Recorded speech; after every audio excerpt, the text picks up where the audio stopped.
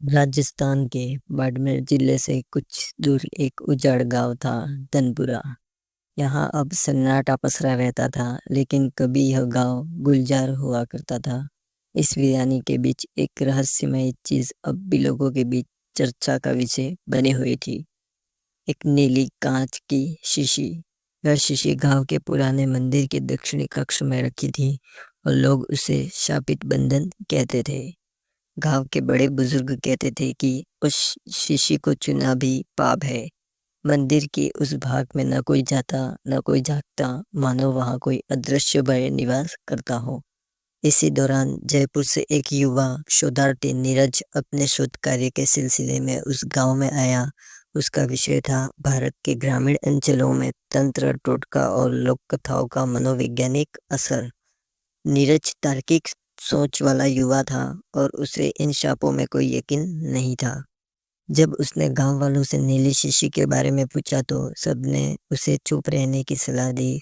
सिर्फ मंदिर के बुजुर्ग पुजारी हरि प्रसाद जी ने धीमे स्वर में कहा, बेटा, वो कोई कहानी नहीं, चेतावनी है। लेकिन यह वाक्य नीरज की जिज्ञासा को और भड़का गया। रात के समय जब पूरा गांव नींद में डूबा था, नीरज ने अपना कैमरा और नोटबुक उठाई और चुपचाप मंदिर के दक्षिणी भाग की ओर बढ़ गया। ताले को खोलने में ज्यादा वक्त नहीं लगा। अंदर गुप्त अंधेरा था और वातावरण में सड़ी हुई मिट्टी और लोबान की मिली जुली गंध फैली थी। टूटे फूटे लकड़ी के अलमारी के भीतर उसे वह नीली शीशी दिखाई दी। शीशी में एक हल्का धुआं लहरा रहा था और उसमें कुछ आकृति सी बनी हुई थी। जैसे ही नीरज ने शीशी को पास से देखा, उसे एक अंदर औरत का चेहरा दिखाई दिया। गहरी आंखें, पीली त्वचा और एक भयानक उदासी जो डर से ज्यादा भारी लग रही है। वह घबरा गया, पर अपनी जिज्ञासा पर काबू रखते हुए शिष्य को वहीं छोड़ बाहर निकल आया। अगले दिन उसने पुजारी से सारी बात कही और सच्चाई जानने की जिद की। हार कर हरिप्रसाद जी ने वह कहानी सुनाई जिसे आज तक बहुत कम लोगों को बताया गया था। मालिनी की कहानी, उस औरत की जिसे इस गांव ने चुड़ैल कहा और तंत्र से शीशी में कैद कर दिया। हरिप्रसाद जी ने बताया कि 2 साल पहले मालिनी नाम की एक स्त्री इस गांव में रहती थी। वह साध्वी थी, वनों से औषधियाँ लाती, बीमारी का इलाज करती, निर्धनों की सेवा करती, लेकिन उसका अस्तित्व गांव के जमींदार को खटकने लगा। उसने जबरन उसके शरीर पर अधिकार जमाने की कोशिश की, लेकिन मालिनी ने उसका विरोध किया। अपमानित जमींदार ने झूठ फैलाया कि मालिनी तंत्र मंत्र करती है, बच्चों को मारती है और गांव की बीमारियों की जड़ वही है। लोगों ने बिना सच्चाई जाने उसे पकड़ लिया और गांव के चौराहे पर बांधकर जलाने की तैयारी कर ली। उसी वक्त एक अघोरी साधु वहां पहुंचा और सभी को चेतावनी दी, जो निर्दोष को जलाओगे उसका क्रोध तुम सहन नहीं पाओगे। लेकिन अंधे लोगों ने बात नहीं मानी, आग लगाई। पर मालिनी की देह पूरी तरह जलने से पहले अघोरी ने एक तांत्रिक यंत्र की सहायता से उसकी आत्मा को कांच की शीशी में कैद कर लिया, यह कहकर कि अब ये आत्मा तब तक बंद रहेगी जब तक कोई उसकी सच्चाई को जानने और उसे मुक्ति न दे। यह सुनकर नीरज सोच में पड़ गया कि क्या ये आत्मा सच में निर्दोष थी? क्या इस लोक कथा में कोई सच्चाई थी? रात को उसने फिर मंदिर जाकर शीशी के पास ध्यानस्थ होकर बैठना शुरू किया। धीरे धीरे उसे लगने लगा कि कोई उसके मन में बोल रहा है। धीमे धीमे स्वर में एक स्त्री की कराह, एक पुकार जो कह रही थी, मुझे दोष नहीं चाहिए, बस मुक्ति चाहिए।